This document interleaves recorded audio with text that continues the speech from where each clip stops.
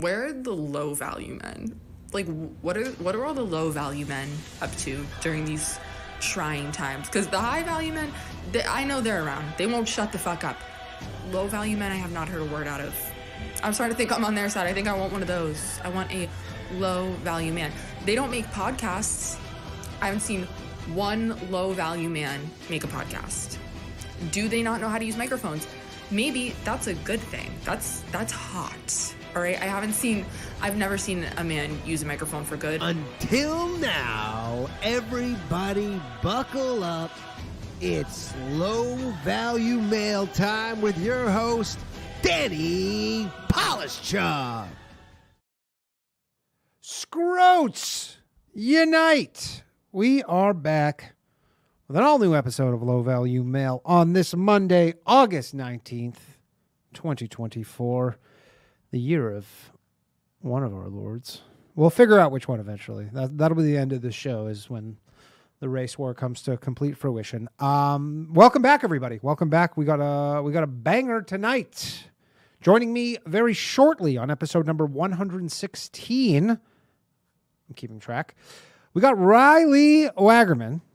He's best known as Edward a Slav Squat. You can find him on his popular Substack, and he will be joining us. He's an American. He lives in Moscow, and we're gonna get into some things. We're gonna talk about some stuff of interest, certainly to me, and I'm sure to you. But before we bring him on, please hit that like button if you are watching the stream, and more importantly, a quarter of you who watch this show. Do so without actually being subscribed to this channel. That is many people. So if you are one of those people, you're bad. But you could be good if you just hit that subscribe button. So please consider doing that. As well, tonight we are going to be doing an after show starting around 11 p.m. That is only for subscribers / supporters of the show. If you would like to support the show and get access to the after show and soon get access to some other things, because I will be moving in less than 2 weeks now, you can do so over at patreon.com/lowvaluemail. You can get, if you sign up on Patreon, you can get the ad-free episodes if you're a listener, which there's thousands of you, so consider that. Or if you're just one of the scroats over on YouTube, it's $1. It's $1. Just join the channel. Also, I'm curious because YouTube said that now if you say join the channel, the little join button does like a little graphic or something. So tell me if that happened or not. I don't know. Maybe I'm not saying it right, YouTube. But anyways, please consider doing that. You get access to the show. You help support the show.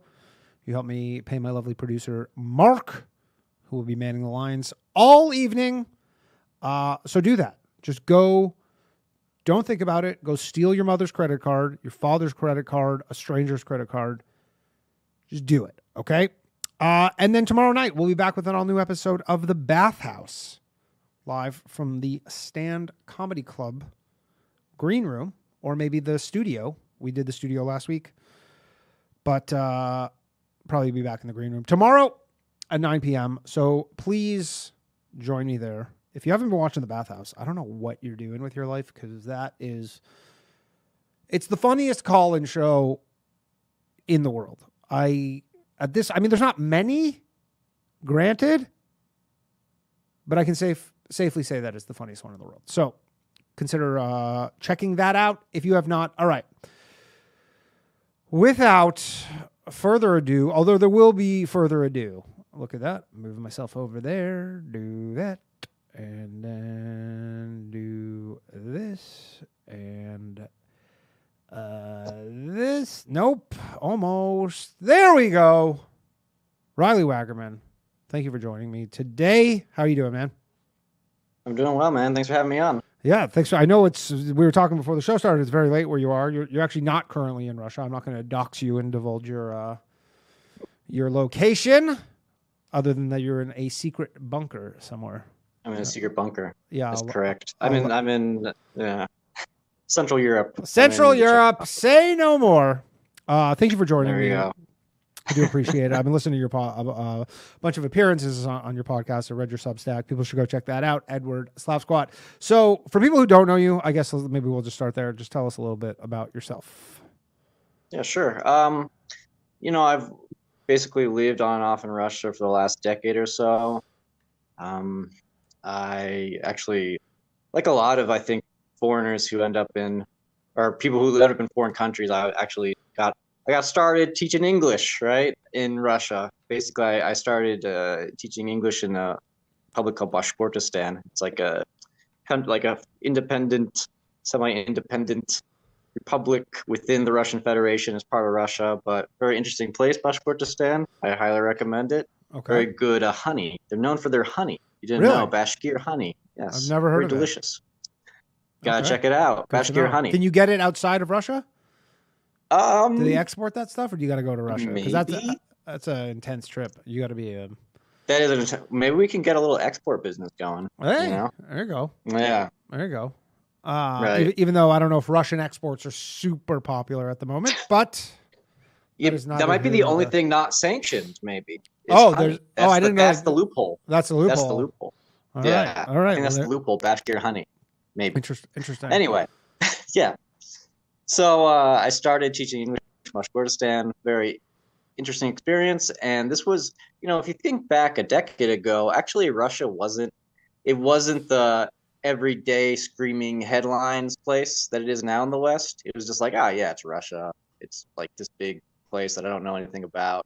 And then when, the Edward Snowden stuff happened, and then Maidan in Ukraine, and then there's the, allegedly Trump got personal help from Vladimir Putin to win the election, all this like stuff that has been alleged and, Russia's been accused of. And, but, before that, it was pretty chill. But when things started getting kind of crazy, I was like, wow, I guess, I came to Russia with the idea. I'd been very jaded by U.S. politics. And I was like, I'll just go to, where should I go where I'll just live quietly? Russia. Yeah. Interesting. Was it easy to get there? To get a visa and stuff to go live there? It was my family's from there. My family's from there, actually. Oh, okay. But cool. But it seems like a pain in the ass to go back there because they have to renounce their citizenship. It's not like, the EU where you can just hop across the border for a few months, no problem. You'd have to get a visa. I had a work visa and that I had to renew every year. You're Canadian, right? I am. Is this correct? Yes. I've heard Do not rumors slander about this. me. I don't know what the deal is with the Canadians. Yes, our northern brothers. But in us good Americans, we still have a pretty good visa regime with Russia. I mean, you still have to get a visa, but you can get like a private visa where it's like a 3-year visa. And this is what I'm on right now. I just have to leave Russia every 6 months for like 1 day, which is why I'm in Central Europe right now. So, okay. So there you go.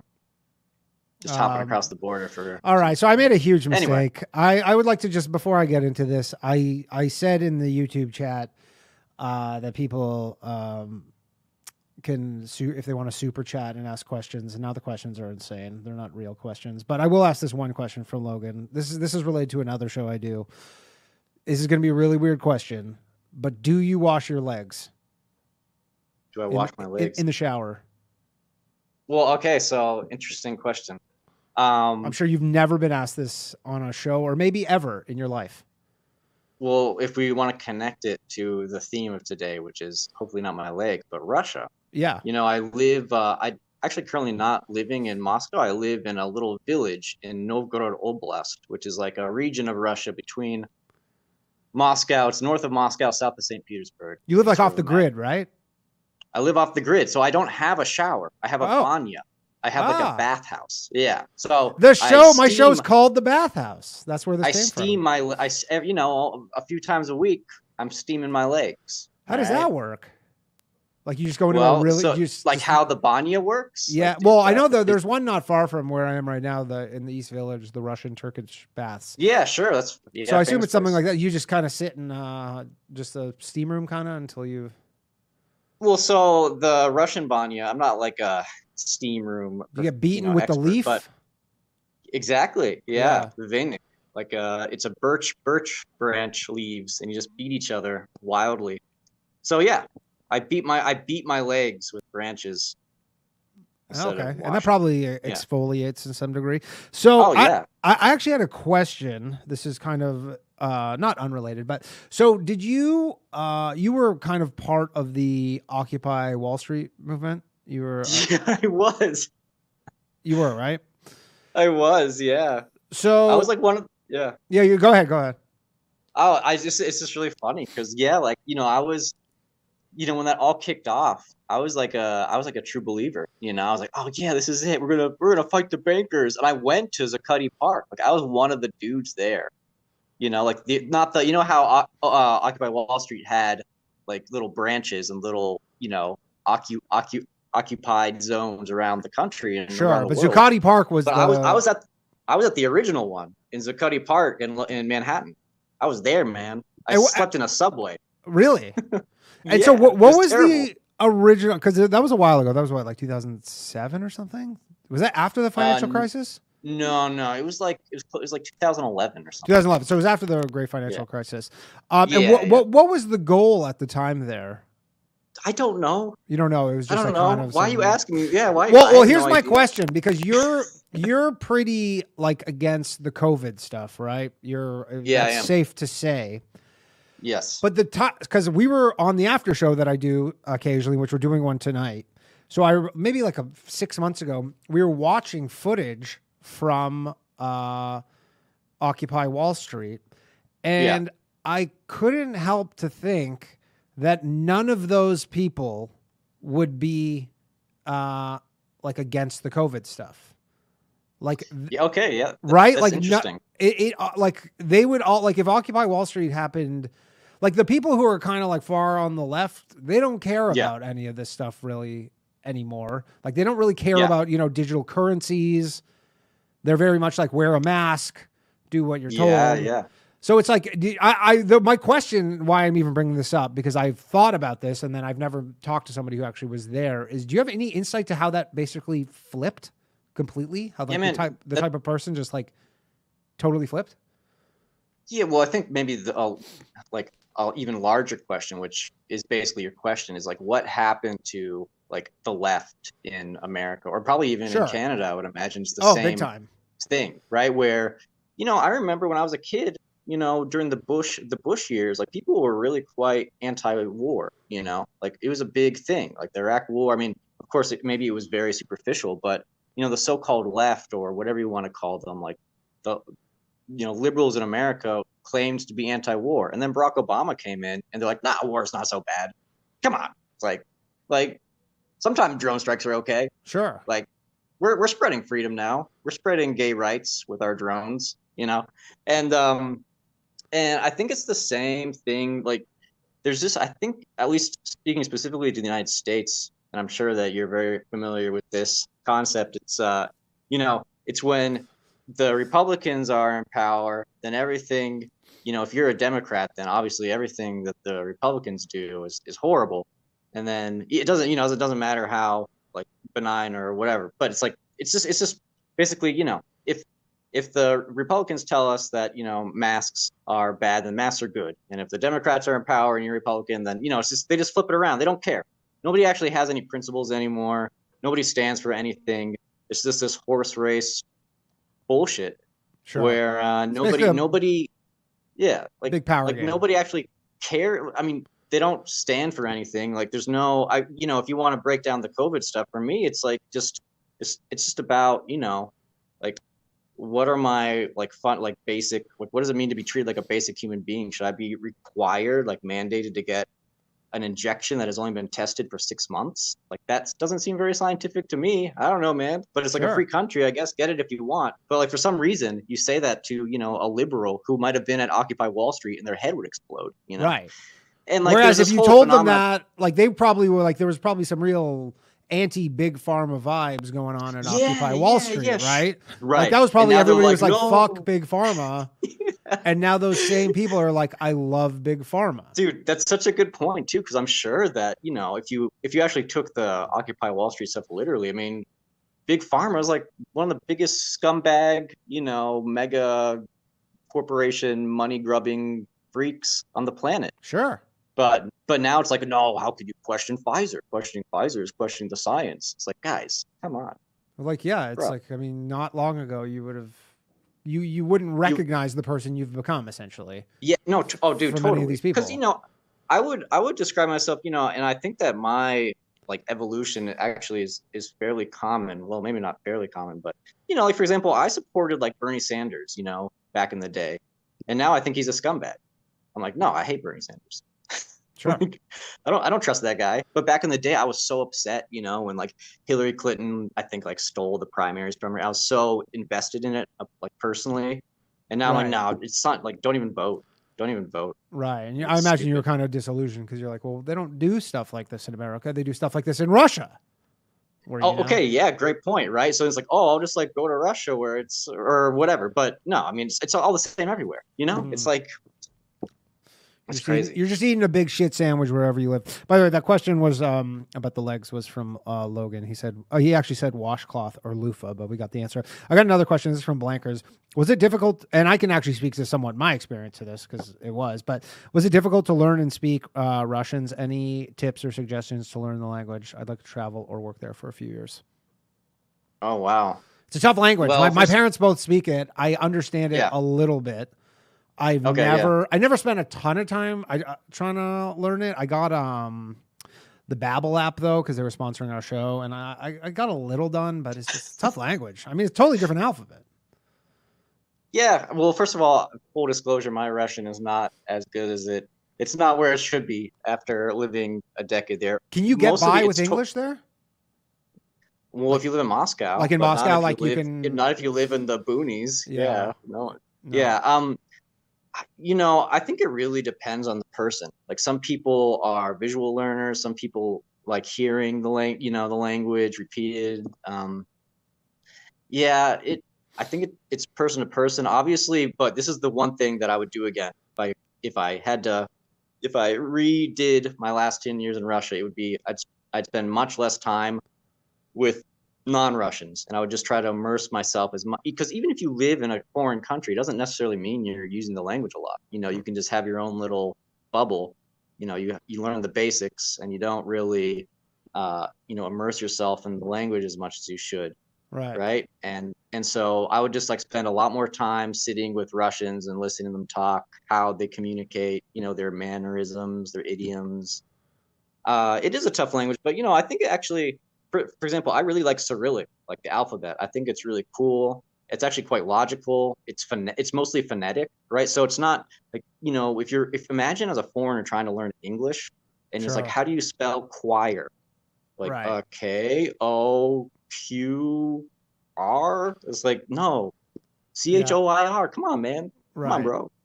But with Russian, it's actually like more or less, there's a few little rules, but every single letter has the same sound no matter what. Like there are a few exceptions, but it's mostly that's the truth. So it's quite logical. Anyway, it's a tough language though. Yeah, it's good to know. Good luck. So what's living off the grid like? Did you live off the grid when you were in America? No. You live very much on the grid. I was very much on the grid. Yeah. Okay. So, and what was it the COVID stuff? Vincent says show feet. Don't show feet though. Show feet. Was this like a running gag on your show? I have lots of running gags. Anyways, no, that's actually the first show feet. He has, he's a bit of a weirdo. But so you live off the grid in Russia. What's that like? I mean, I think that's kind of romantic to a lot of people. The idea you're like, I'm going to go off the grid. Yeah. But then I'm sure, you're probably hit with a lot of surprises and a lot of stuff. Yeah. I mean, it's a really interesting life. I wouldn't romanticize it though. Like you're going to be like really dirty all the time, really tired.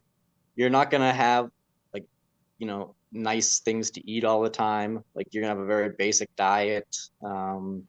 I mean, like the closest shop to me is 30 kilometers away. I don't know what that is in miles. Do Canadians use? You guys are the we use kilometers. Right? Yeah, we use. Okay, kilometers. So you understand. You understand a kilometer. Yeah, it's about. I don't. What's that like?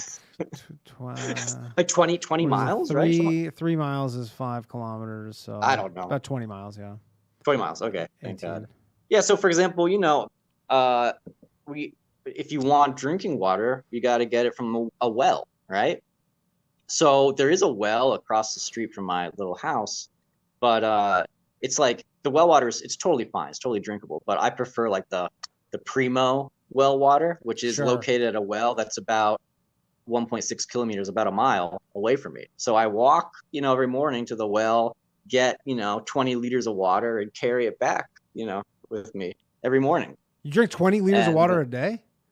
Well, no, but it's 5 gallons for the Americans. You need water, man. Yeah, you'd be surprised how much water you might go through. Do you like collect rainwater? Is that like illegal in Russia? That's a thing. Yeah, you could do that. But who knows? Do you live in like a? Right? Are you in like a commune? Like, are there a lot of other people there, or are you kind of? Yeah. We have like a, I have a sort of it's an informal sort of working relationship with a few of these other villagers, so we all help each other out. And in general, I mean, you live in a tiny village where maybe there's 30, 40 full-time residents, and you're gonna have to, even though some of them are jerks, a lot of them you got to rely on them for like help sometimes. Right. You're basically just describing how my grandmother grew up like 100 years ago. Yeah, or something. Probably where I'm living now, life hasn't changed in 100 years. That's wild. Like we don't have. Yeah. Yeah. Well, go ahead.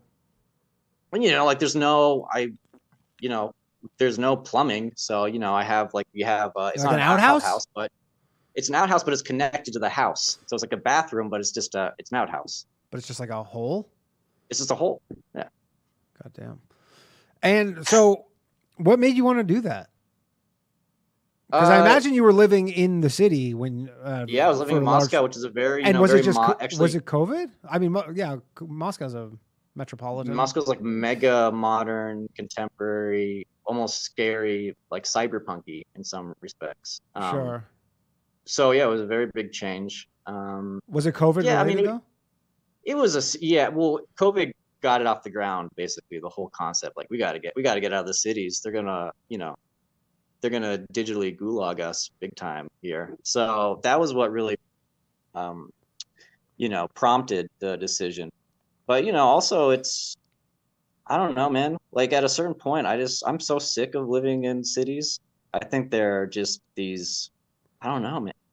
Like these sort of like pleasure prisons. People live in their little boxes and sit in front of their screens, and it's just I'm so bored with, and it's so expensive too. And I'm very lazy, so I don't want to work. I don't like the little toys and gadgets they give me for working. So why not poop in a hole? Sure. That's what I'm saying. Poop in a hole. Sure. So you're very obviously you talk a lot about and write a lot about kind of the global technocracy kind of stuff. Are they introducing a digital ruble there? Have they done that yet? They are, and they have started to introduce it. It's in the testing phase. So is it blockchain based? It's the same as all these other CBDCs. So it's not a cryptocurrency. It's a centralized digital token that's controlled by the Bank of Russia, which, like every other central bank in the world, is not even controlled by the Russian government, right? It's not even controlled. It's so spooky, this CBDC stuff. So because, how do you how do you get these tokens? Like they essentially just are going to put them in circulation. Like do they have? Is there a plan outlined for all this? Oh yeah. Because I think this is kind of interesting to people who are worried that this is coming to where they live. Because I guess you're getting to see this a little bit in advance. Exactly. Oh, actually, before you answer that, here's a good question from Jeff. Are the women as slutty as American ones? Wow. Maybe. No. I don't know, man. I guess it depends. Okay, so depends. Back to the digital currency. So tell me about this, because you hear a lot of like fear mongering about this coming to America. I haven't really seen any sort of concrete plan put in place for this to actually happen here. I could see it happening in Canada for sure. But But again, they're, as far as I know, they don't have any plans for it. But so how does it work there? Well, so it's currently in a testing phase. Like they're doing small scale tests, but basically, it's a digital token that's fully 100% controlled by the Bank of Russia. And what I guess you do is that you can exchange physical cash or your little digital account in your, in the bank, which is like a number in some computer, and they convert it into digital rubles, which are, and you have like your digital ruble wallet. So in that sense, it is sort of like a cryptocurrency. But the person who maintains the ledger or whatever it's called, this, centralized database, is the Bank of Russia. And so the thing that's really spooky about it is, okay, of course, there's been for a very long time ways of controlling money supply, punishing people. For example, I got kicked off of PayPal for like talking about COVID stuff. It's crazy that they haven't undone any of that stuff as well. No, I don't think they ever will. Yeah, I guess they were like, who cares? They're like, well, what is it? they're like, deal so, with it. Like, so there's 50 people who are 1,000 people who don't use PayPal. They're like, we're a $50 right. They don't care. They're like a $50 billion company. They're like, who gives a shit? Yeah, exactly. They don't care at all. This whole like, oh, let's boycott them. It's like, okay, yeah, good luck. Yeah, good luck. Anyway, but the thing that's really spooky about the digital ruble, of course, is that it's programmable, right? So you can program it to expire. So if you don't use your digital rubles by the end of the week, you're out of luck, right? It's a good way to stimulate the economy, guaranteed consumption. Okay, yeah. I guess. I mean, I'm sure there'll be crazy ways to work around it, but. Well, what's different about it too is that there's no there's no interest on it. So if you have a bazillion rubles and you convert it into digital rubles, you're not making any interest if it's sitting in the central bank ledger or whatever. Do you get interest if it's sitting in a bank account currently? Yeah, sure. Right. Oh, okay. It's like any bank. I mean, it's small interest, right? Yeah, that's something. But, yeah. Anyway, and they've already openly talked about how they gave this example. This central bank, one dude from the Bank of Russia, he attended this thing called what is it called? I always forget. It was some sort of internet security conference, Cyber Polygon, in June or July 2021. It was like this spooky conference attended by that Klaus Schwab weirdo, sure, and some other weirdos. I got a defamation notice from him on my YouTube channel. Did you really? Congratulations! Thank you. That's awesome. I got demonetized completely a week later for life. Wow. Yeah, not this channel, a different one. They're coming for this one soon. That's hardcore. Yeah, wow. I know, and it was only I can't even remember what I can't even remember what we were making fun of him about, but it was. You're like, he smells bad. It's pretty lighthearted. Just outrageous. Like I might have just been making fun of the suit, to be honest. Oh yeah, sure. His like little lizard leather suit thing. Right, his space lizard suit. And then I got the whole episode got removed in like 6 European countries, and then that's incredible. Defamation notice, yeah. That's incredible. Yeah, but anyway, so back to the currency, yeah. So a Bank of Russia dude comes to this Schwab Space Lizard conference, and he's like, listen, the digital ruble is so neat because now parents can program their digital rubles so that their children can't spend their digital rubles on buying candy. You see? It's like so cool. Right. I was like, yeah, I'm sure that's why you guys are introducing the digital ruble. And now, do other people in Russia give a shit about this? Because my mom seems to believe, and I don't know rightly or wrongly, but kind of Russians biologically are kind of not programmed to have like just full democratic rights. I don't know if that's the best way of putting it, but they work better under some sort of like authoritarianism. Like they just can't. So I guess my question is like, do you go into town and talk shit about this to people, and they're like, "What the fuck are you talking about?" I think it's the same. More or less, it's the same deal like in any country. Well, you'll have a small minority who are really like worked up about it. Like, oh, the digital ruble, it's going to be like this dystopian nightmare. And then 98% of the population just either doesn't care at all or have never heard of it or are just, shrugging their shoulder. I mean, but a lot of people, they got their mortgage to pay. They've got to they've got to feed their kids or whatever responsible people do. And they don't have time to think about the digital ruble. Right. They got their own stuff going on, right? Which is similar to here with a lot of stuff. Yeah. Yeah. Just people are like, yeah, we have shit to deal with. We have actual lives and kids and all that sort of stuff. So, so what is, I guess the status, not the status of the war, but because, everybody, do you have any any allegiance in terms of presidential candidates? Do you think there's one that'll be better or worse for the situation in Russia, Ukraine? No. I think it's, first of all, I have no. I say, no. I'm good. I think I'm sitting this one out again. Yeah.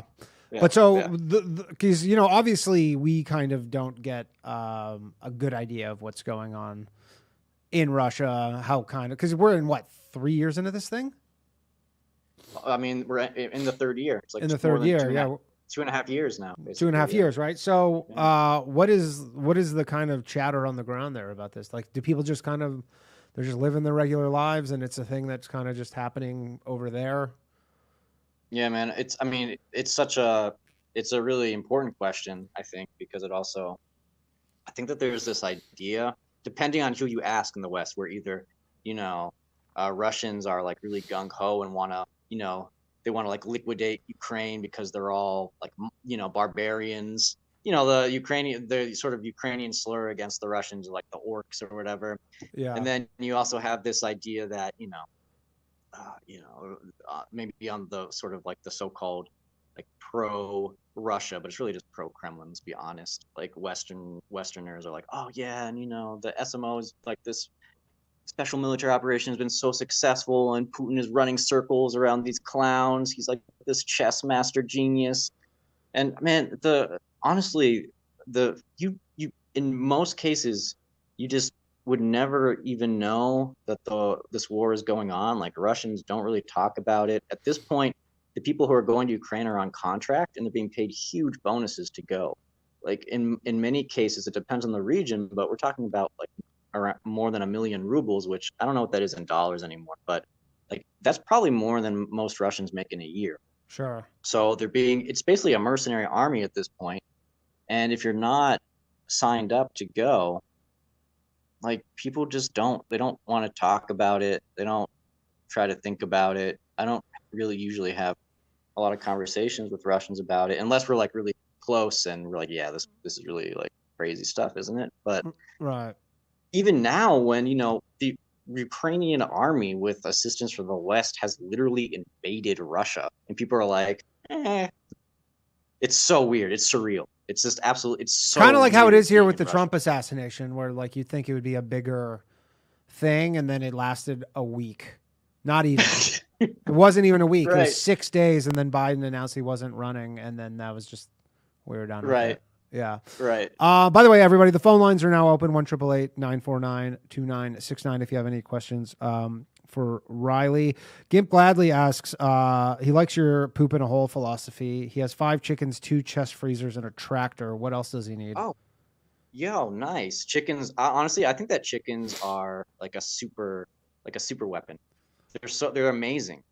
They're so easy to take care of. They'll eat anything. Like, they'll eat their own egg, like chicken eggs, like after you eat the egg, just keep the shell. Yeah. They'll eat their own chicken. Like, how is that even possible?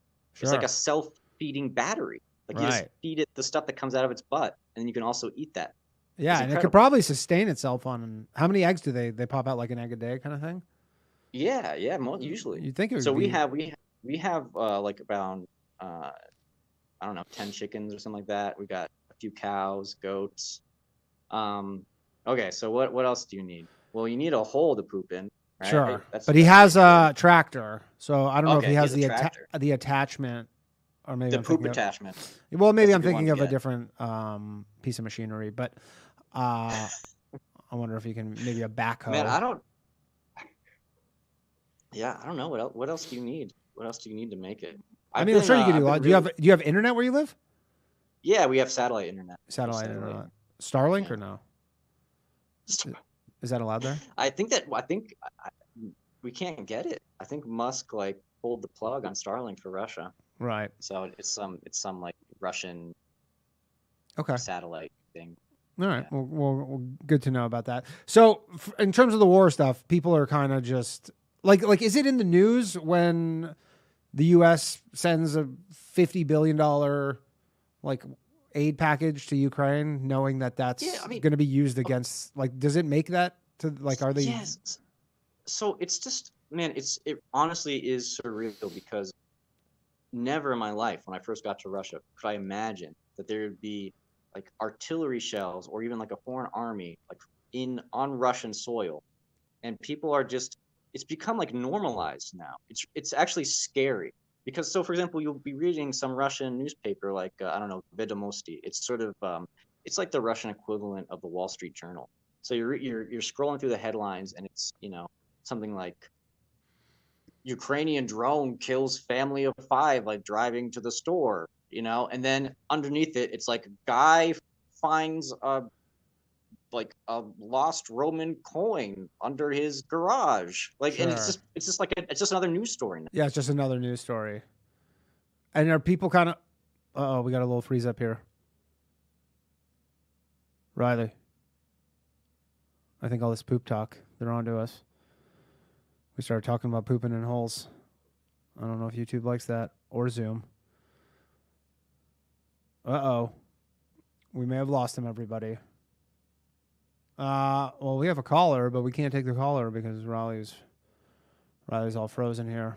Drew wanted to know, are there blacks? Okay, well, I think we lost Riley. I don't know what's going on here. He, unfortunately, is not using Starlink. Okay, we'll wait, hold on. Let's see if we get him back. One moment, please. Hey, Riley, you there? Yep. Okay, we lost you for a second there, but we got you back. Cool. I was pausing. Yeah. Maybe it was all the pooping in the holes talk. Definitely. All right. Well, we got a caller. I'm gonna take a call here. 1 second, please, while I patch him through. Sure. We got William, first caller up.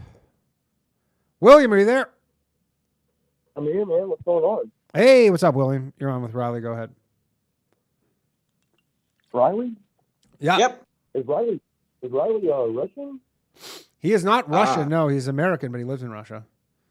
Yes. Oh, Yeah. Cool. Can you speak up a bit? You're kind of, I don't know if you're using headphones or something, but it's kind of hard to hear you. I'm sorry about that. It's on speakerphone. I guess I'll take that off of there. Yeah, if you could do that, it'll make it a little easier. All right. Maybe this is better here. Oh, way better, way better. Excellent.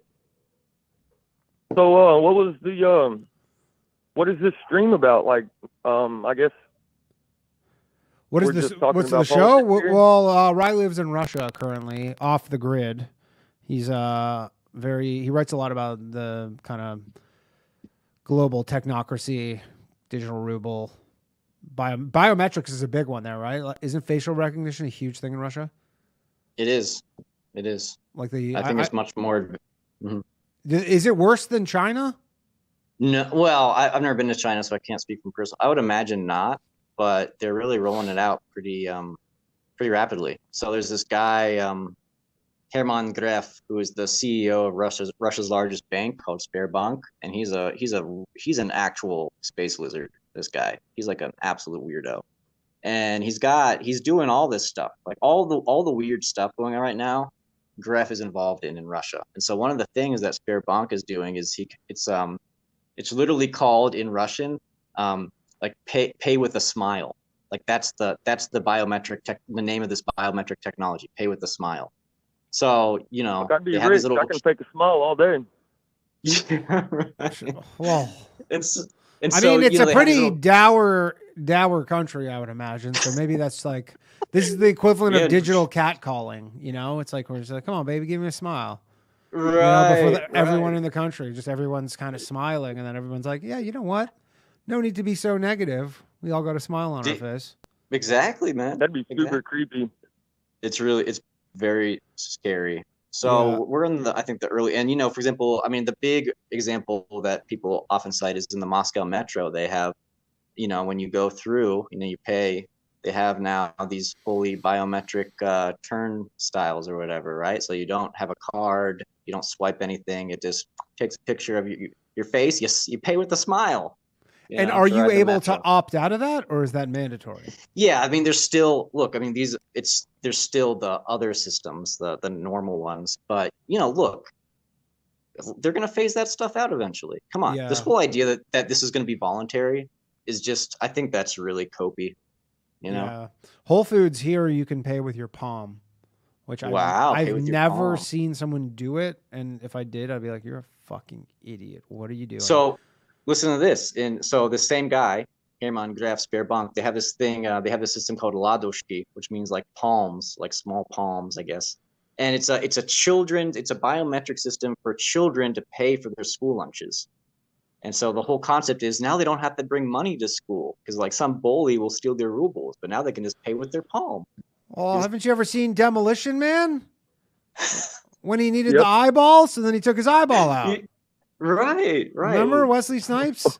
Took the eyeball out. Yep. That gave me fucking nightmares when I was a kid. So anyways, maybe anyways, William, you got any questions? Anything you want to... Why did our guest move to Russia? What prompted him to decide to live in Russia off grid?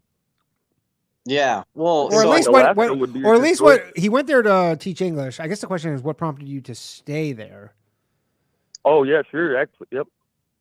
yeah, I just sort of ended up there, and actually, eventually, I did end up marrying a Russian woman, although we're divorced, and I have a child, a son who's now half American, half Russian, and so Oh, Are congratulations. you Yeah, allowed to have those two passports? yeah, They sure, allow that? sure.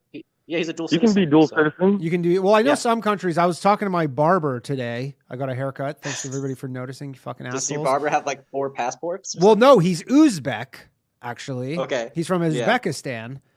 And he was saying that he had to renounce his citizenship because Uzbeks Really? are not allowed to have dual passports. Interesting. Yeah, so Well, he that's a actually- hard one to part with. That's a good passport. That's a power passport. An Uzbek passport? Yeah. No, I'm Okay. just. I was gonna say. I mean, he was very much like, I fucking hate New York so much. He's like, if I lived in Uzbekistan, I'd be living in a goddamn castle, and here I'm fucking cutting hair in Brooklyn. I hate this shit. But yeah. I hadn't had a haircut since COVID started. What? Oh, there you go. How long's your hair? It doesn't grow that fast. It's probably just below shoulder length, which is odd because Nice. I was getting a haircut every couple of weeks for work, and then with work I ended up quitting because my last day at work, the guy I was working with, we went into lunch to eat at a restaurant in Dallas, and the restaurant was like, you can't come in without a mask on. And it was Wow. me, my boss, and a police officer behind us. And they said that to me, and I didn't want to act out. So I just walked out. And then my boss didn't even bring me a plate. It's like, What? oh, yeah, no. Man, that was nothing. such a wacky And- time where people look back That on that was and so you go, wacky. you go, was so- really? yeah. That's like you're someone you knew? But Yeah, I'm his chauffeur. The guy was like my best friend. The only, like, I don't know.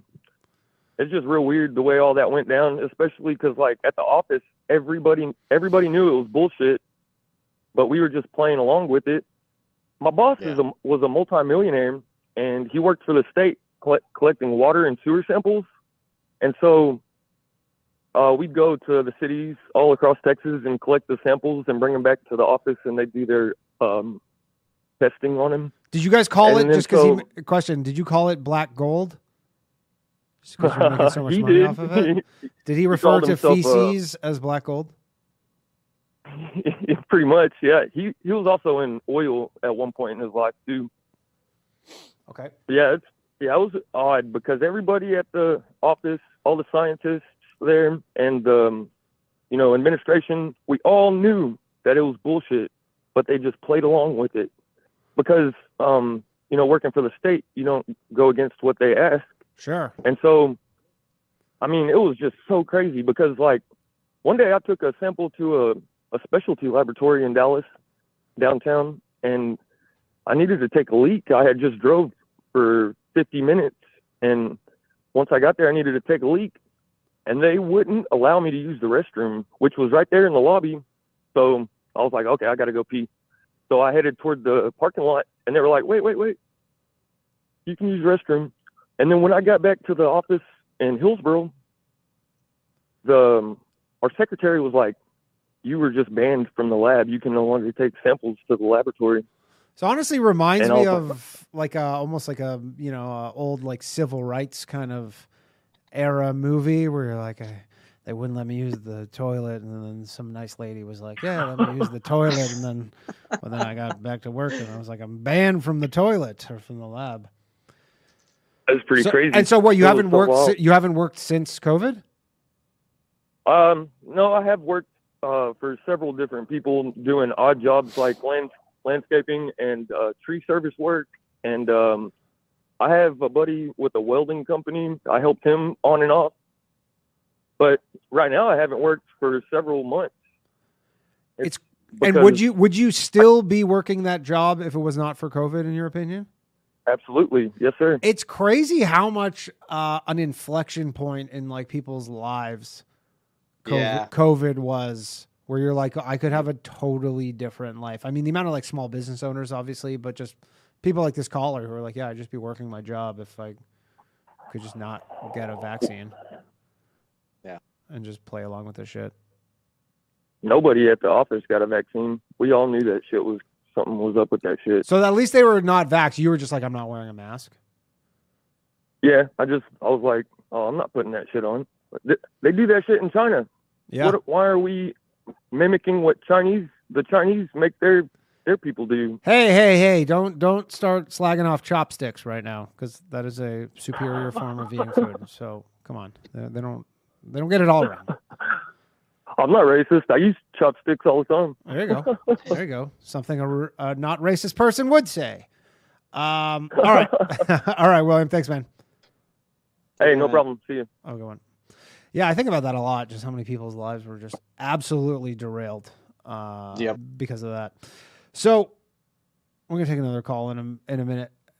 Are there things in Russia, before we take this next call, that kind of worry you, like things that would make you move back? Is there something that would make you move back to the U.S.? Are you just there permanently? I mean, the U.S. wouldn't be my first choice, but like, is COVID worse there than in the COVID stuff? Was it worse there than in America? I would assume so. It would. Well, first of all, it's hard to say because I wasn't in the United States when all that stuff. I would say that in some respects, maybe it was worse, in some it was better. And I would say that the good thing about being in Russia during COVID was that actually a lot of people, sort of as the caller might have sort of alluded to, I mean, in Russia, people really understood that something was off here. And even though maybe they just felt that there's just instinctively suspicious of all these, so-called public health measures, and for good reason, because I think it's safe to say that a lot of these measures actually ended up destroying, public health, like making public health a lot worse. Actually, my barber, the Uzbek guy today, he said that he's like, my uncle died during COVID because they put him on a ventilator, and he's like, he wouldn't have been dead. Yeah, exactly. And what happened though was that Russia did the same thing as the rest of the world, because Russia followed the World Health Organization guidelines, just like every other country in the world. So they did the lockdowns. In fact, the lockdowns in Moscow were actually extremely strict for the first few months, and then they eased them. But they did mask rules. They did basically every region of Russia imposed some form of compulsory vaccination. Now, also because it's Russia, enforcement really varied widely. And like I said, a lot of Russians were just like, yeah, I'm not doing this. Like, I'm not standing, a meter away from the guy in the checkout line. I'm not doing that stuff. And there was even the possibility of buying fake vaccine certificates. Sure. They had that here. I mean, I remember this one person, I think, went to jail because they were selling them on eBay. You could which is so stupid, because you're like, you could just print one off. Like, nobody's expecting them. It was fairly common. I mean, it was an open secret. I mean, you could buy almost any kind of document like that in Russia, so it was like a no-brainer for a lot of people. Like, I'm just gonna buy a document saying I was injected with this weird stuff that no one has tested before. Sure. And they didn't even have what vaccine did they have in Russia? It's like the Sputnik. So they had Sputnik V, which a lot of it's a really misunderstood. One of the misunderstood vaccines, I would say, because I think that a lot of disaffected Westerners were like, like Pfizer, Moderna are trying to kill us, but Putin was like protecting his people from the evil big pharma corporations. Dude, the Russian government partnered with AstraZeneca at the very beginning of this public health emergency, and they basically worked together on developing like vaccines, and they produced AstraZeneca domestically for export within Russia. But then like the so-called developers of Sputnik V were like, oh yeah, it's like very, very similar to AstraZeneca shot. They're like almost identical, but ours is actually safe and effective. Don't worry. Because Canada Like, it was had really weird. Canada had AstraZeneca. I was living in the U.S. Yeah. at that point, but they had, and then they took it off the market because they were They like, pulled it off the market. they pulled it because because that's clots. yeah, they're like that's actually Yeah. one of the bad ones. Don't use that. And listen I to mean, this, this might be though, a yeah. crazy question because Canada Yeah. surprisingly has done this, but have they compensated anybody for vaccine injuries in Russia? Is that a thing there? I don't know of a single case, and you know, Because in Canada actually Russia, has, surprisingly, which is kind of shocking. that's incredible. Yeah, That's like people are incredible. like, yeah, I took the vaccine and I can't work ever again, and they Right. have compensated So people. in Russia, they don't even have, you know, like a publicly available database where you could like see reports of, you know, alleged problems linked to these vaccines. Like there was ways for doctors to submit a report, but they were never open to the public. And so it was like zero transparency. In fact, this is going to blow your mind. The final test results for Sputnik V are classified. They won't release them. They're considered a trade secret. It's like we don't have to release the test results of, you know, the clinical trial results of Sputnik V. It's a trade secret. Like, Do they have a lot more people having heart attacks in Russia, like in America? oh, that's a good question. I think it's really hard to say, just because again, just less transparent here, I would say, in general. Which all right, sounds crazy because I know I'm an American. I know how not transparent the United States government is, but believe me, like Russia takes it to a different level. Yeah, I mean, which is I think what everybody watching this right now would presume. Right. Just want to make that full disclosure. Like that is not an endorsement of anything the United States does. Sure. All right, let's take another call here. One moment, please. We have John, I believe, coming up. Let's just wait for him to unmute himself. Sometimes people take much longer. John, unmute yourself, sir. What's up, John? How's it going? You're on Low Value Mail. Hey, what's up, man? I just want to say nice haircut. Thank you, And, gentlemen. I was wondering if there's like any type of real Zionist presence in the Russian government. Mm-hmm. Yeah, there is definitely. I think it's inescapable. You know, like basically every country in the world has, you know, sort of a Zionist lobby. The relationship between Russia and Israel is a very interesting and complicated one, and but you know, I think maybe there's this. I mean, perception Israel's in the full of West. Russians. Yeah, exactly, and some of them are like quite fanatical. You know, they're like the hardcore, like, you know, rah, let's flatten Gaza types, I guess. I don't know. I've never been to Israel, so I can't say. But yeah, look, man, there's a very, very large contingent.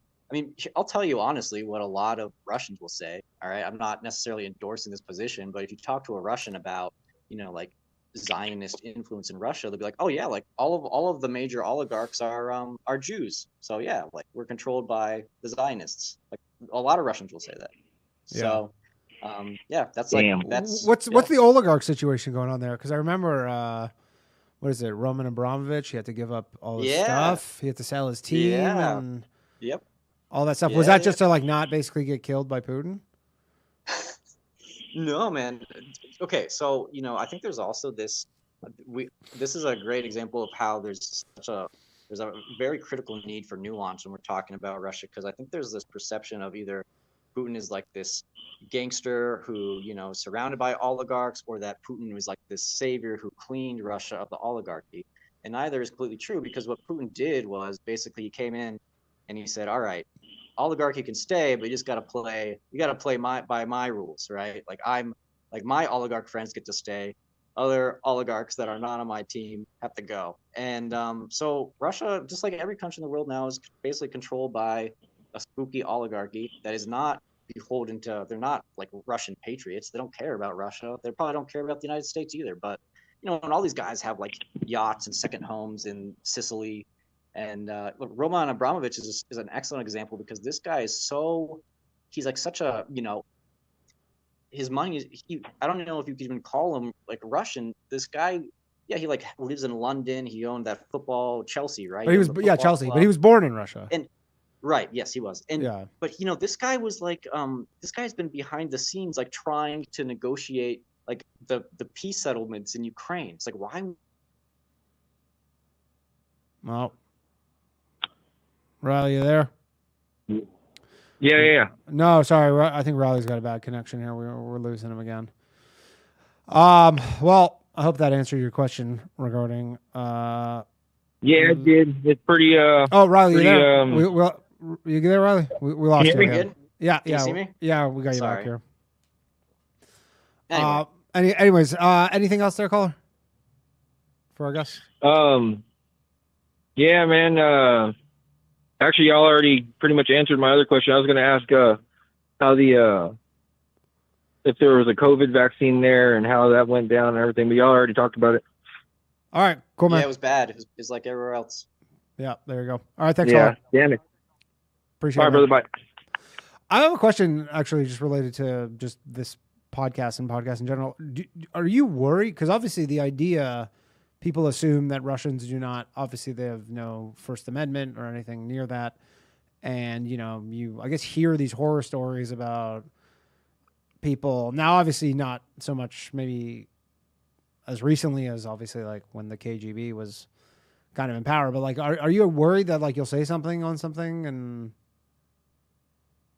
I mean, it's always a possibility. I mean, or like they have like what was all the recent spy swap that they did or whatever, the prisoner swap, not spy swap, but the prison. Well, essentially they sent Russian spies back, right, and then they just traded them for like journalists. So, yeah, that's a big problem for me because I don't think the U.S. government would want me. So like if I but they would have to take you, kind of, no? Would they? If I get a bag put over my head, I think it's game over for me in Russia. Like. And do you put that? The Biden administration does not want to bring me back. Do you put the odds of that at 0? It's not 0, but I would say it's not very likely. I mean, look, first of all, I don't speak. I'm not saying the things I'm saying in Russian really. My son is a Russian citizen, which I guess doesn't necessarily mean anything to them, but it's like. I'm saying the thing I'm saying not because I'm like anti-Russia. I'm pro-Russia and I care about Russia, and I think that the relationship between Russia and the West is really fucked up, and I think that there needs to be much more like nuance and understanding, and there's a lot like it's really time to just try to have a calm, logic, rational discussion about a lot of these things, and like I wish that the Russian government was more cool, Sure, I'm sure a lot of people. I used to work for RT. I used to work for RT for 4 years. I worked even for So it's like Were you impacted? Because I know RT got all their channels basically removed in the U.S. That happened once the war started. Well, no, that was starting to happen when I was there, but okay. That wasn't the reason why I left. I left because they like totally were totally on board with just perpetrating the stupid COVID stuff, Right. They're like, so I was like, nah, I'm not into that. So, okay. Peace. Fair enough. Anyway. All right, let's take another call here. 1 sec, please. And if you're on hold, stay on hold. We will get to you. Hello. Hey, Danny, how you doing today? What's happening? Who are we speaking with? Oh, you're speaking with Pennsylvania Joe. Pennsylvania Joe. How's it going, man? Yeah, that's right. Yeah, I had a great conversation with Mark before we started up. But anyway, so I was just curious a little bit about if your guest Riley is still living in Russia. I don't want to give away his location, but where are you kind of living off the grid out there? One, yeah, sure. And then I have a second question. Like, well, I mean, there's different parts. There's like, Siberia. Have you been to Siberia? Northern Pole stuff. Have you ever been to Siberia, Riley? I haven't been that far east. I've only been to the Ural region. So, okay. Yeah. So not Siberia. Okay. Not Siberia. I'll talk about that. Siberia. But what was the second question? Yeah, I may have missed some stuff, and I apologize if I'm repeating anything. Anyway, what's the major like difference between America and Russia that you see, because I kind of see like a capitalist industry over there too. Yeah, I mean, sure. it doesn't seem that different in a lot of aspects. What is your major difference?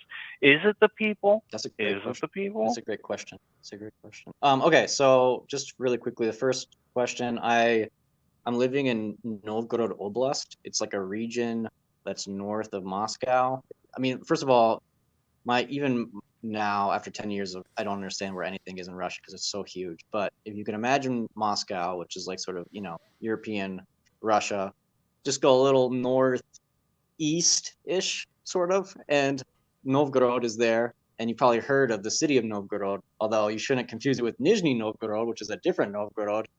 Doesn't really matter. Anyway, Novgorod Oblast, capital of Novgorod, and I'm east of the capital of this region. It's quite a rural area, I would say. But, if I take a taxi and a train, I can be in St. Petersburg or Moscow in 4 to 5 hours, just depending on whether I go north or south. So anyway, it's a beautiful part of the country. I mean, Russia is a beautiful. It's incredible nature. Expansive, right? I mean, there's a lot to it. It's America times like just 0.5, like it's another half. There's so many different regions to it. Yeah, no, there's like 85, I think, or maybe there's more now because they more joined from East Ukraine, I guess, or I don't know. But there's a lot. And yeah, so that's where I'm at right now. It's so it's not like I'm out in the Far East. I'm not in Kamchatka or something, but you're still very rural, and yeah, it's nice little corner of the earth. So anyway, by the way, open invitation to anyone listening. If you guys are ever in Russia, please stop by my village. We can do banya, we can milk some cows. It's good times. You milk cows? Yeah. You own cows? Oh yeah, man, dude, cows. Yeah, we have a dairy cow. We have a community dairy cow. Well, so yeah, basically, yeah, between three of us. Wow. Yeah, it's communism. But it's so delicious, man. It's so delicious, Joe. Oh, there you go, raw milk, dude. right? The raw milk, it's awesome. It's probably not illegal there, like in America. Oh, I don't know how that. Well, obviously, probably it's not. Yeah, I mean the milk you buy in the store is just laced. It's literally laced with palm seed oil. Like they admit that.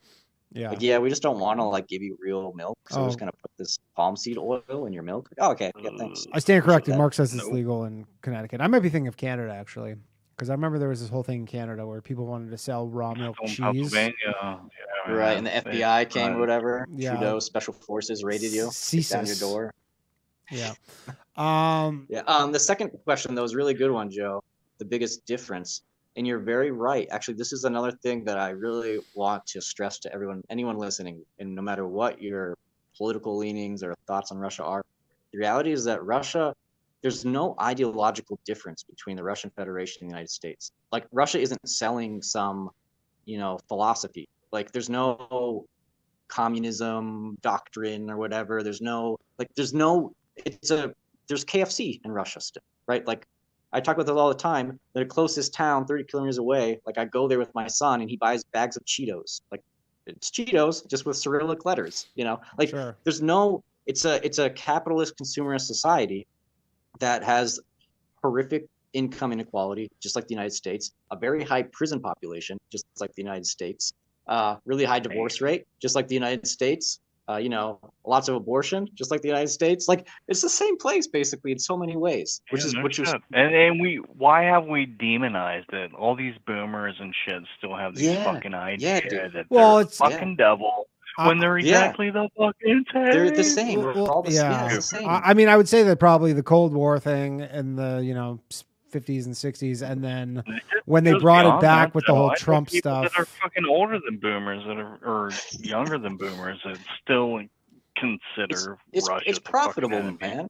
Like if there's no bogeyman, who is why are we buying Raytheon missiles, right? There's gotta be an enemy.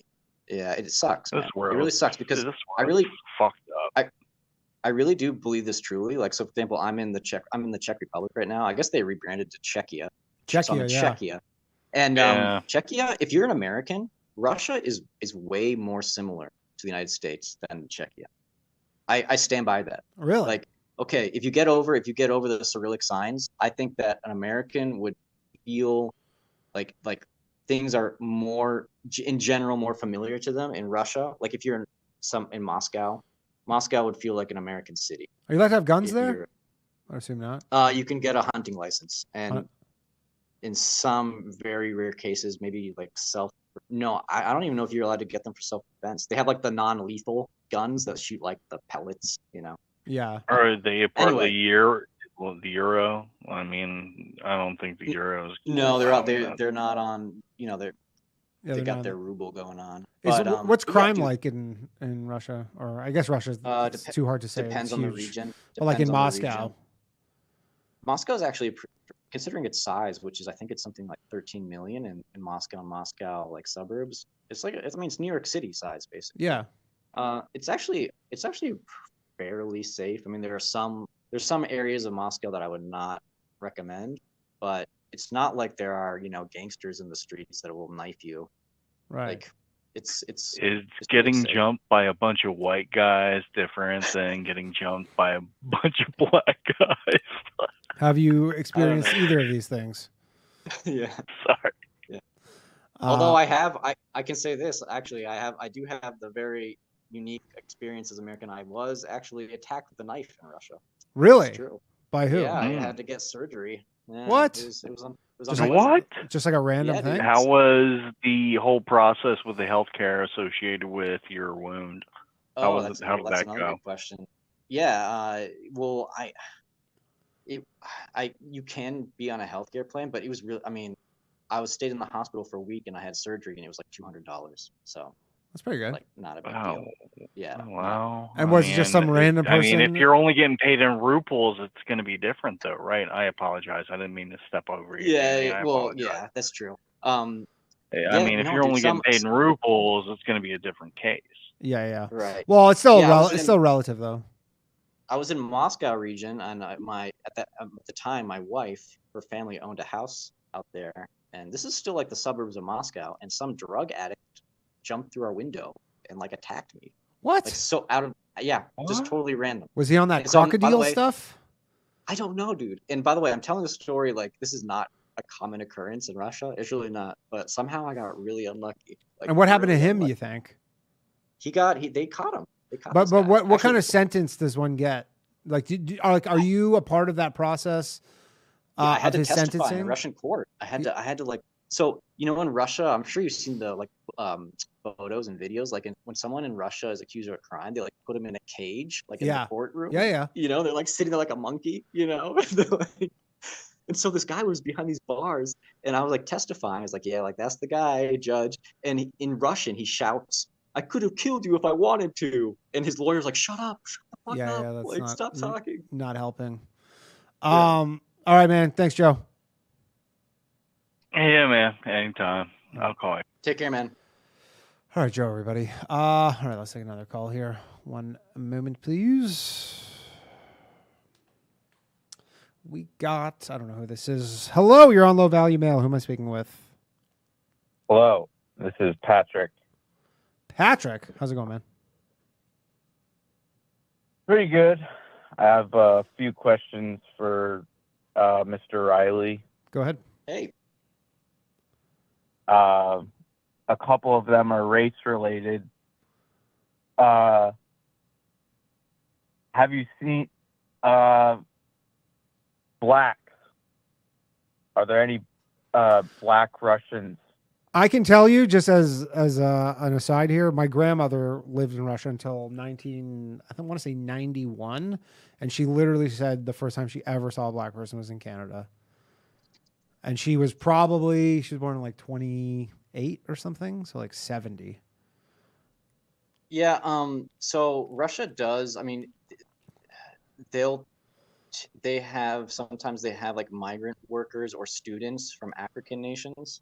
They're not it's like not a common sight. Let's put it that way. But if you're in the large cities like in Moscow, St. Petersburg, Ufa, you'll see probably students from Africa, and sometimes you'll see like migrant workers, like dudes who came to Russia for work.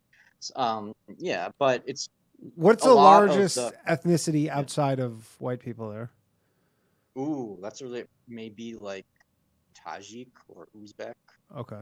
That's a good question though. Don't quote me on that, but it's going to be Central Asian for sure, like Central Asians in general. Yeah. So that's the big like hot button issue right now in Russia. Like the sort of what they literally call it like an open border policy with Central Asia, and you have a lot of like immigrants from Central Asia coming to Russia, and I gotta say, illegally, like, I've noticed it. Yeah, so I don't know exactly. So how it basically, works, every but country's kind of dealing with this, no matter what. dude, yeah. So I think that I don't know exactly like the legality behind it, but I think that because a lot of these countries were part of the former Soviet Union, or that they were in the former Soviet Union, that it's a lot easier. They can basically cross the border without having any, visa, and it's a lot easier for them just to like work the system. I don't know the exact details, but it's actually a very big problem, and it's causing a lot of like internal problems. Let's put it that way. What's So, the problem specifically? Like just ethnic people, Russians or people mad? people accusing Central Asians of not assimilating, of rampant crime, of like So basically, creating the exact same thing gangs. that's happening in America or everywhere else. Yeah, essentially. exactly. But it's with Central Asians instead Was- of whatever. So, Interesting. yeah. And they're there like they don't have they essentially just stay indefinitely with hopes of eventually acquiring some kind of Yep. Russian citizenship. Yep. And if you go to like a immigration office, there's like special departments for, if you're not a foreigner in Russia and you go to like fill in some paperwork or documents, I guarantee like 95% of the people standing in line are going to be from Central Asia. Like it's just those are the people who are coming to Russia. It's like it's Central Asians. Yeah. Sure. Interesting. Anything else, our caller? What do you do for fun living off of the grid? Dude, that's such a good question. Because I feel like that's I really like playing piano, but I don't have a piano yet. I have a keyboard. I have an electronic keyboard. I like to read. I'm really into I want to start digging my own tunnel. So I've been tunneling. Oh, Sort of I long can story. appreciate a good tunnel. You're talking to someone who likes a nice tunnel. There we go. So I'm really inspired by the idea of having my own tunnel. Do they So allow I've that, been- or I guess you're so off the grid, like nobody's coming and checking on you, Dude, kind of they thing? allow it. You're talking about rural Russia. Like there's no rules. It's just, Sure. it's YOLO. You just do whatever you want. Like, do you ever see no. any sort of government officials out there in any Nope. capacity? Nope. There's Oh, no no. Actually, you guys will love this. So I've never seen a cop in my village, but occasionally, now and then, like some medical workers will come by and try to like vaccinate your animals. They'll be like, we gotta shoot up your cat for like rabies. Like, gotta give your cat the rabies shot. It's like, bro, what cat has rabies? I'm like, why are you here? Like, why are you knocking on my door? We have they also tried to like vax our chickens. And it was really funny because at the time, this other woman was taking care of the chickens, and they come and they're like, all right, like, we're here to vax your chickens. She's like, we don't have any chickens. And then right after she says that, you can hear like, she's like, well, what the fuck's that? She's like, I don't know, whatever. And so, did they? No, we were just like, we don't have chickens. We don't know what you're talking about. But they're like, what "Arr," about and the they got all angry. What about the cat? I said like, it was like, she was a kitten. I was like, she's too young. This actually wasn't me. It was my friend. Oh, okay. This happened with her. But yeah, and they're like, no, come back later. But yeah, they go around with these like, I've never seen a cop, but they send these medical workers around to like vaccinate against, whatever, like the Black Plague or whatever weird disease they claim that animals can get now. Huh. Yeah, Interesting. it's weird. All right, caller. Anything else? Yeah.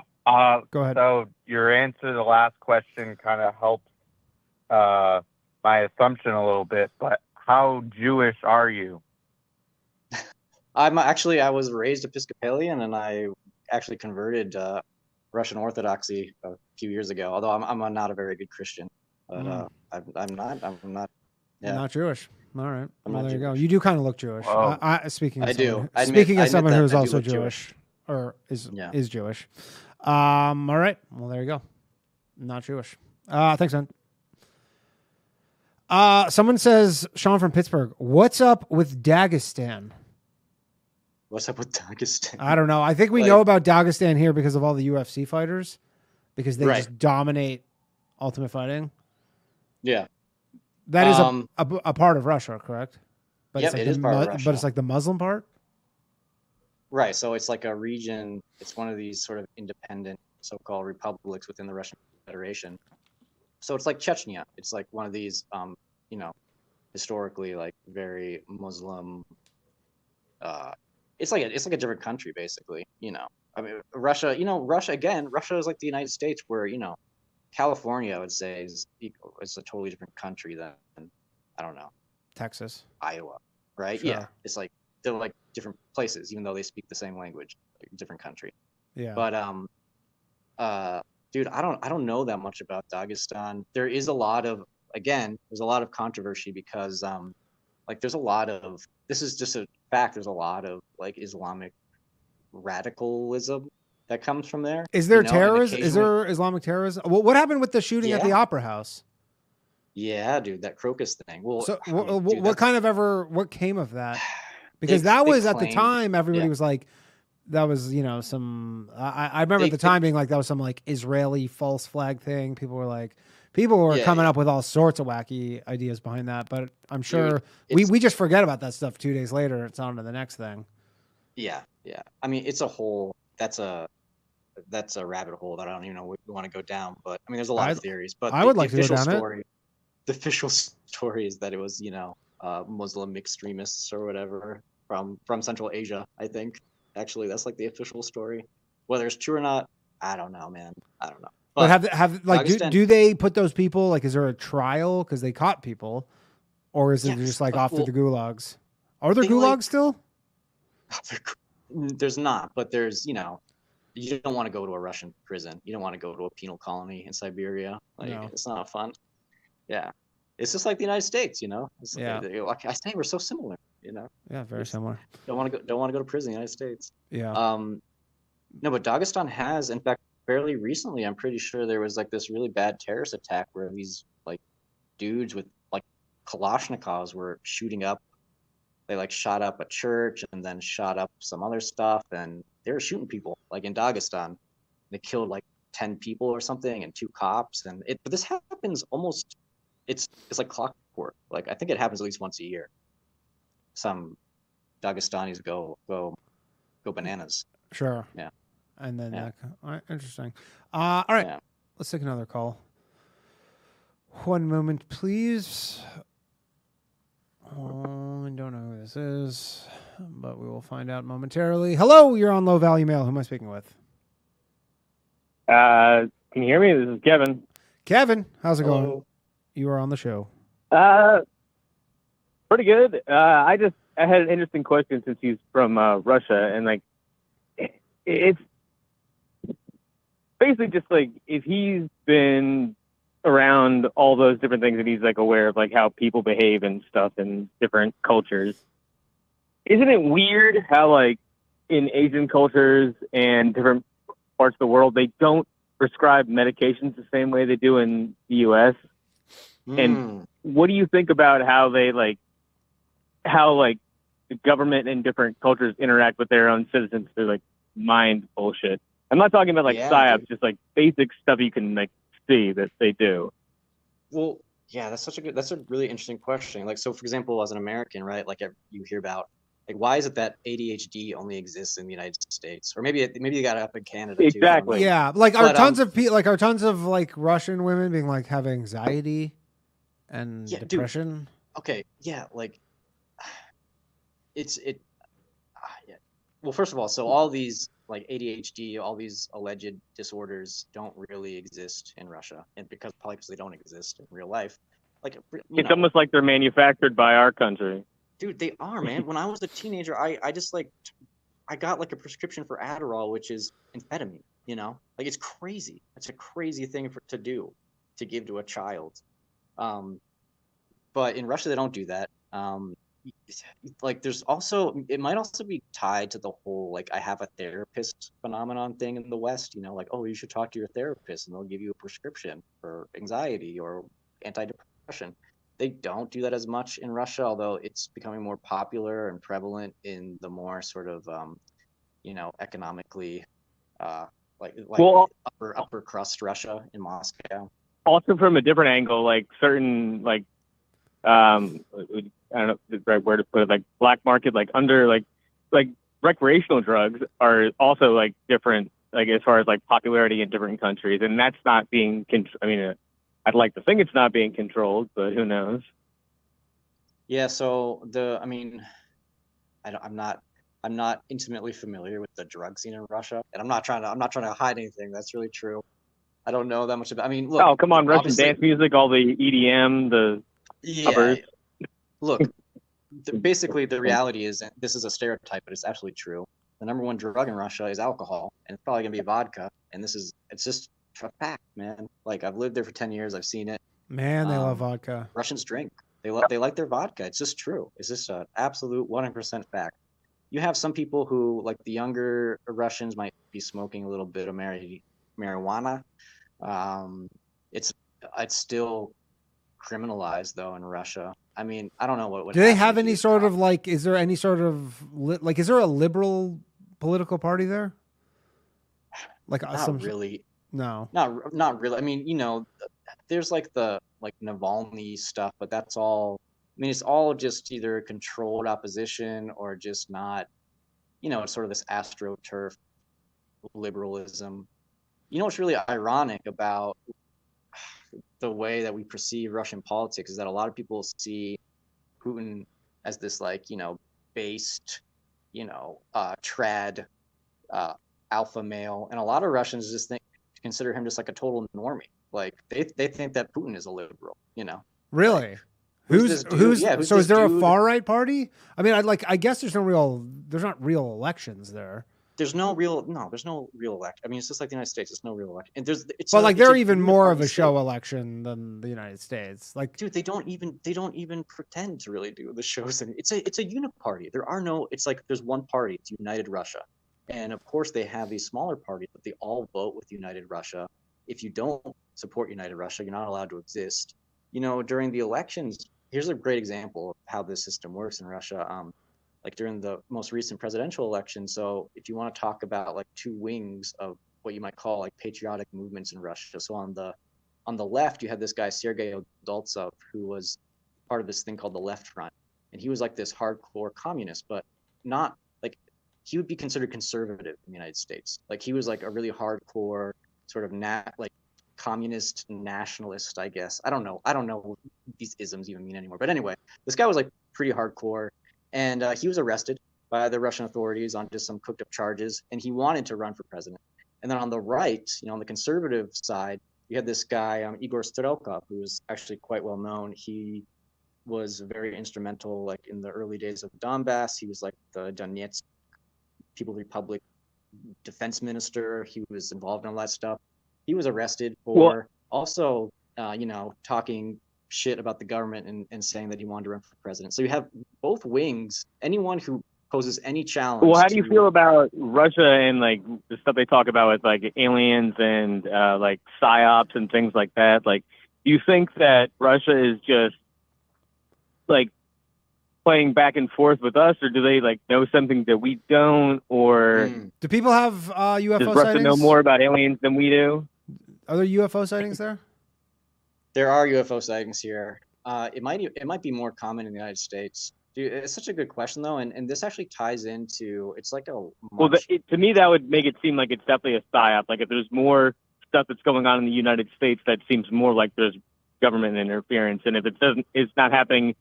Russia is like one of the biggest countries on the entire planet. So like how are they not seeing more stuff that would make me believe that it's U.S. fuckery and Russia I think that a lot of the UFO stuff in the United States is some sort of weird government program or psyop or definitely. But like Russia has that kind of stuff too. Definitely. Yeah. All right, caller. Anything else, man? Yep, that's it. Thank you. Thanks, man. Take care. You always wonder that with all the, I mean, a number of those things actually, specifically the mental things, like how prevalent these are in other countries. Yeah. And yeah, the UFO stuff. All right, let's take another call here. One moment, please. Don't forget, there's an after show, everybody, 11 p.m. Subscriber only. Sign up. It's costs you $1. Join the channel. Did it do that? I don't know. Hello. Hey, what's going on? Yo, what's up? This is Runaway Slav. Is a countryman, I guess, somewhat. What's up, man? Yeah, bro. You gave, like, I had a bit of a flashback when you were talking about the well water. Yeah. Because that's what I also grew up with. And yeah, when I went back like years later, it tasted the same. Did you live off the grid there? That's it. No, what is it? There was a spring behind the apartments we lived at. Mm. Like we lived between a thoroughfare and a park, and in the park there's like a dedicated well that just has like a running stream. Sure. In Moscow. So what is it? One of the questions I had is, has there been like more talk, or just not like talk amongst like government, but just talk amongst people of the concept of like individual liberty? Like what do they tell people in Russia about the US Constitution? Well, look, I mean, yeah. Okay, so Russia does have a constitution. They actually do have a right to free speech and, right to assembly. But of course, the Russian government just ignores it all. And, you could say that that's also true on a certain level in the United States and many other countries. And so, the way that the United States is perceived, I think that a lot of Russians do still actually like see. I mean, it's a phenomenon where it's just like the grass is always greener on the other side.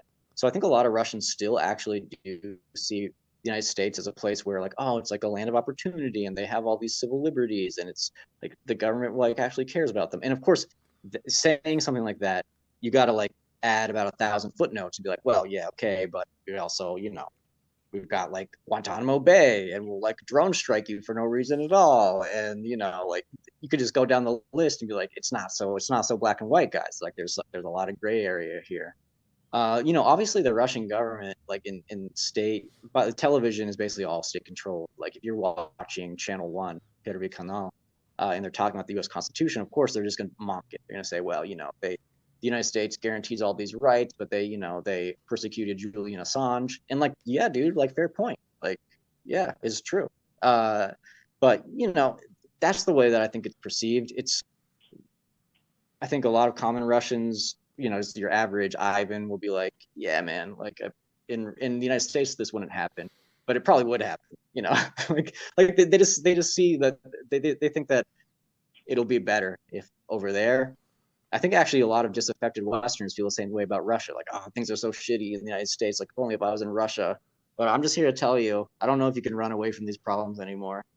Like I think it's everywhere, basically on a certain level. How far off the grid can you get to the point where? Because I know about I know like some of the basic gun laws in Russia, which is like you can first get a shotgun, and then after 5 years you can apply for like either a rifle or and then after another 5 years you can apply for a handgun, but that's like specialized, like job or whatever.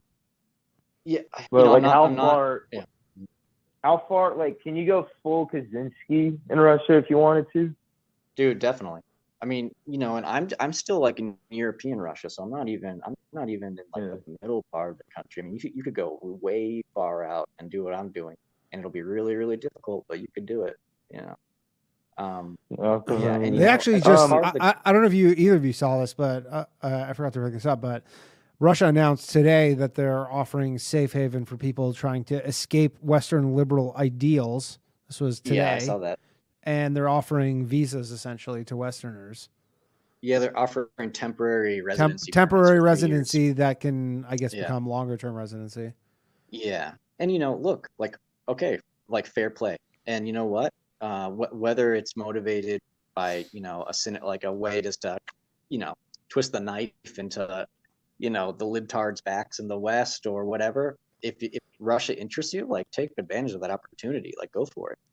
But you know, this is the same thing as like, you know, the U.S. State Department offering political asylum to some, you know, dude in whatever, like, you know, Kyrgyzstan who was persecuted by his, you know, whatever. Sure. Well, you know, it's just like it's politics. always, it's never, it's politics, man. It's politics. But you know what? Like, if it works for you, like, okay, cool, man. Like, if they make it easier and you're interested in Russia, like, do it. Like, sign up. What's the do they talk about? I'm good here, bro. Yeah. Well, you've been there, so you know. I'm in Texas. You're in Texas. I mean, also, what is it? How did Russian state media portray like all the different, basically racial discrepancies and problems and disagreements in both like America with Floyd, and then also like how they're Africanizing and Muslimifying Europe and UK. Like, how do they present that? Yeah, they really play that up. They do, like in Russian state media, even RT to some extent. I remember when I was working with them, we would do stories on like the migrant crisis in Sweden, they'll talk about it, and you know, again, like it's a like, again, yeah, man, like it's a real issue, and they have a right to talk about it, but of course they never talk about the, you know, the ethnic problems in Russia itself. And so it's always projecting, whether it's the U.S. government or the Russian government, or I don't know, the Eskimos in Canada. I don't know. Well, I mean, you know, but I'm sure they're projecting. It's gotten to the point where before, Russia was the European country that had the highest number of Muslims for population, just within the European part. Now, it's been overtaken by France, which is insane. Yeah. But is there like a sense of like nationalism? Because like how they label groups here, how they say like people who like say, oh, they're MAGA or they're America First, or they're like, are there I mean, of course there aren't official groups, but is there just like a hive mind of like, bro, we need to save ourselves? Because I know Hungary is doing it. The guy in Orban, he's not taking any of these. He's not taking any of these human refuse in. And then Poland. I was about to say this was your most normal call ever until that.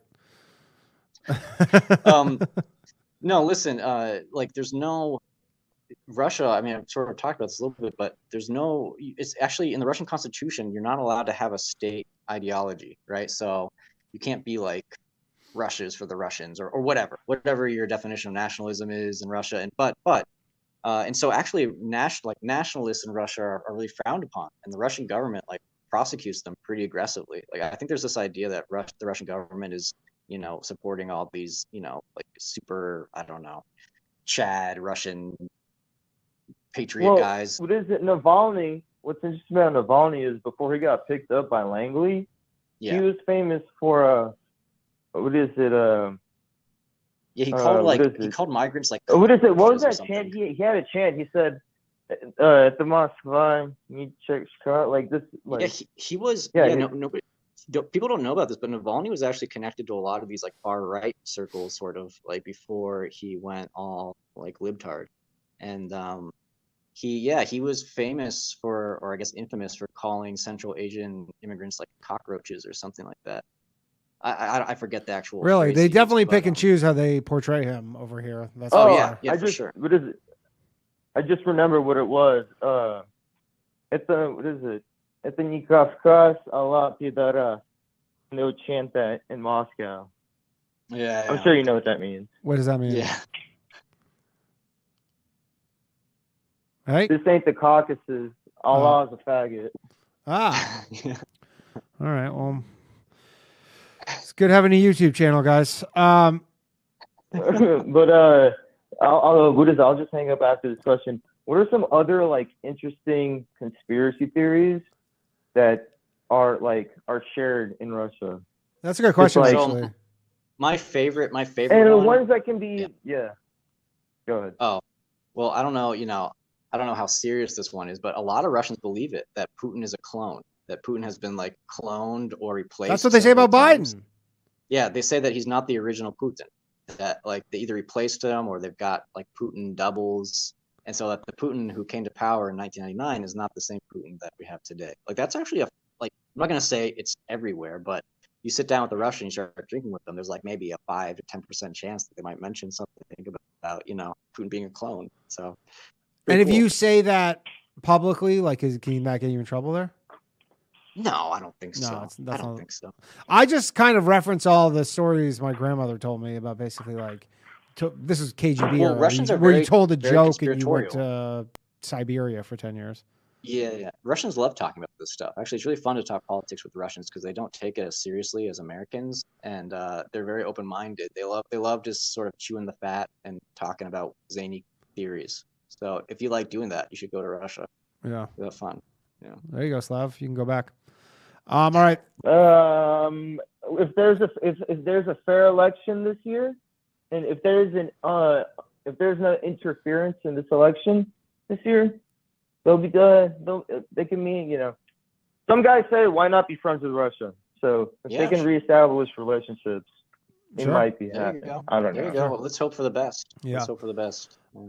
All right, Larry. Do they have a big? I don't know if I read this, if this is true or not, but do they have a big discussion there about birth rates? Was it true where he wanted to give like a medal of honor or something if you had 10 kids? It's a huge problem. Yeah, there's like an actual demographic. I mean, they call it like the demographic hole in Russia. Coal? And it's really, really serious. Yeah, like a hole. The population is sinking into a hole. Sure. It's the birth rate is not great, just like everywhere else in the world. I think it's somewhere around like 1.5. I want to say for every woman has 1.5 children.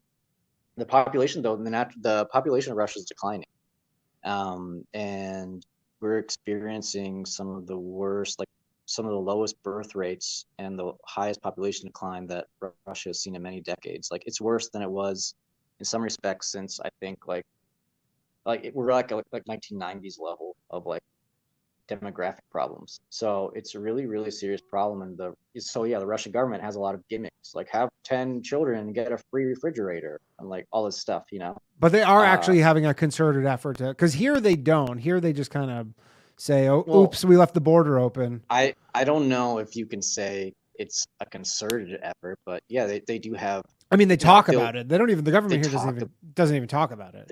They talk about it, but they've been talking about it for a long time, and they don't. They propose programs, and just nothing gets better. In fact, things have actually gotten worse, just objectively, if you look at even the official data.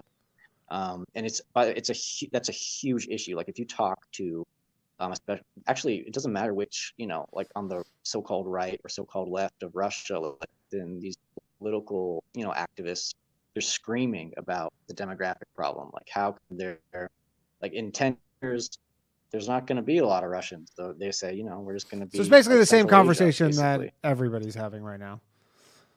Dude, yeah, it's like it's a really, really big deal in Russia right now, talking about demographics and problems with birth rate. But they're not actually actively incentivizing it with tax. Well, this is an issue that would take. I mean, it takes a long time to reverse something like that, and the problem is that they've been talking about it, making these proposals. Actually, so this is true. Like this year, the Russian government declared 2024 the year of the family. So it's like this sort of, we support family values and, having children, which is cool. Like, it sounds great. It's sort of like Bush saying, no child left behind, though. Like that's what he calls his stupid education program. I mean, what I'll say is that it's spoken about. The Russian government puts out a lot of material about it, but whether any of this stuff is even effective, how do you reverse, when a birth rate goes down? I mean, the causes of it. How do you get to the root of that? Yeah, I think a lot of Russians have just no confidence in the future. Sure. And I think that's the same in a lot of places around the world. And also it's just a different mentality.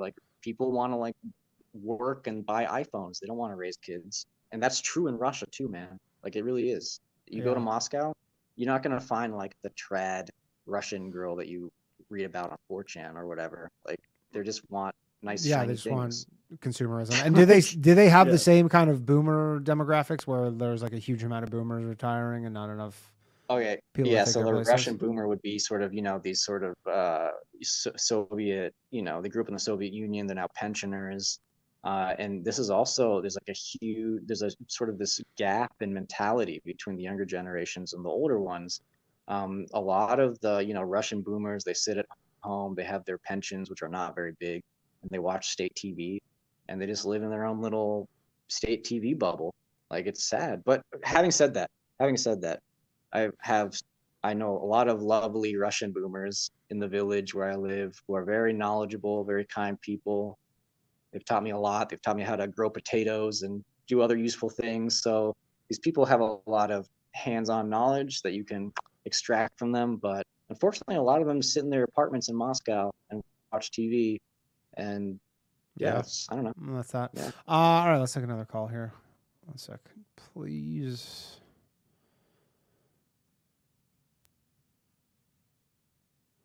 Hello. You're on Low Value Mail. Who am I speaking with? Hey, this is Mark. Mark, how you doing, man? Good, thanks. Hey, so I came in a little bit late, so if I'm asking you something you guys talked about, let me know. I'll change questions. But to tag on to the demographic question, you were intimating that the women there are more materialistic, I guess, but are they as infected kind of with feminist girl boss stuff there, or is it just kind of just a general materialism that's keeping the birth rate down along with the bad view of the future? Good question. Yeah, actually, that is a good question, and I think it's a good way to actually differentiate, like, the sort of the Western feminism, I guess if you want to call it that. It's not as prevalent in Russia. In fact, it's I would say it's uncommon. Although in the city, like in St. Petersburg, Moscow, you might see some of that, but it's much more just material based. So, like, Russian women, and by the way, it's not a knock on Russians in particular. It's a worldwide thing. Like, why do you exist? Like, why do you get up in the morning? Oh, I want, like, my new iPhone. Like, I want a nice car. I want to be able to go to the mall and buy these nice clothes and take pictures of the sushi that I'm eating and filter them and put them on Instagram. And so what you might say is that Russian women, I would say in general, are more socially conservative than women in the West, but that doesn't necessarily translate into, like, conservative family values. I want to, it's there's like a lot of gray area here. And look, like I said, Russia is not fundamentally different from the United States or anywhere in the West. It's a consumerist capitalist society, and the purpose of these societies is to consume. And so I don't know if you can actually say that family comes first in any country anymore. So it's kind of amazing that how much Western culture has infected, via the social media and the phone stuff, and like it's a universal drug across people, right? It's absolutely universal, and if it's not exactly the same, it's just a carbon copy. So, like, for example, in Russia, they've banned Facebook, but they have a Russian Facebook called Kontaktia, and there's many like analogs basically, and it's the same thing. People sitting on Instagram, sitting on their phones, swiping left, swiping right, whatever the kids are doing these days, I don't know. And like, that's the future. And Russia's not different in any, like, in the rural areas maybe, but you could say the same thing about the United States. Yeah, there are a lot of so anyway, I hope that answers your question. So an aspect of that, not knowing that, is it, my impression is that there is either a very rural life there or a very city life, apartment-based life. Is there such a thing as a suburban life there? Yeah, there are suburbs. So, for example, for many years, I lived in Moscow region, but not the city itself. So I lived about 20 kilometers outside of the city, and I guess you could call that like a suburb of Moscow, sort of. But look, the reality though is, this is, unfortunately, it's really true. Even though sort of a stereotype is, you have once you get outside of the city centers, and any city, even St. Petersburg, which is a very beautiful city, by the way, but once you start getting out of the city center, it's just rows and rows of these commie blocks, like the Khrushchevsky, and just like there's these, concrete or whatever rectangular blocks, and they just go and go and go and go, and it's pretty depressing. Like, it's not nice to look at. and I don't like living there. I've done that before, and I don't think it's a good life. But a lot of Russians live that way, you know, just like. It sounds like row houses here. I mean, there are these. Sounds like Cleveland. Yeah, it sounds like Sounds Ball. like I just took a train through Philly and Baltimore last week, and Yeah. you're Yeah. describing what I saw. I feel like. Right. Yeah, you got the projects, right? Yeah, it's the It's projects. like the rows and rows of rectangular apartment buildings that just go on forever, and it's all identical.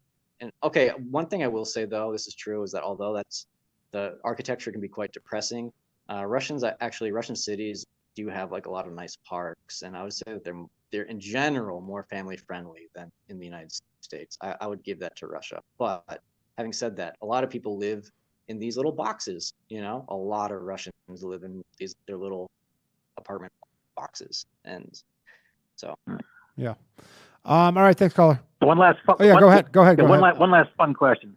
Have you ever seen any of those hot Yakutsk girls who look Chinese who eat horses? This is news to me. I haven't, but you know, like I mentioned at the beginning, They're on TikTok big time, so just wondering about that. Yeah. So, you know, when I first came to Russia, I was in Bashkortostan, which has like this ethnic minority, the Bashkirs, and also the neighboring republic, Tatarstan. And like the Tatar girls and the Bashkir girls were like very exotic. You know, they weren't Asian, but they weren't European. You know, they were like this mix. And they were very you know, they were fun, they were interesting. So, but I haven't seen them riding horses and doing tricks and stuff. But yeah. Cool. Hey, thanks a lot, guys. Take care. Thank you. Take care. Appreciate it. All right, last call of the night. Thank you, everybody, for joining me. Make sure to catch the after show. You can sign up right below. Hit that join button for $1. We're gonna watch the videos and have a good old time. One moment, please. Hit that unmute. And I don't know who this is, but I'm sure he or she will be joining us very shortly. Where can people find you while we wait for this person to figure out?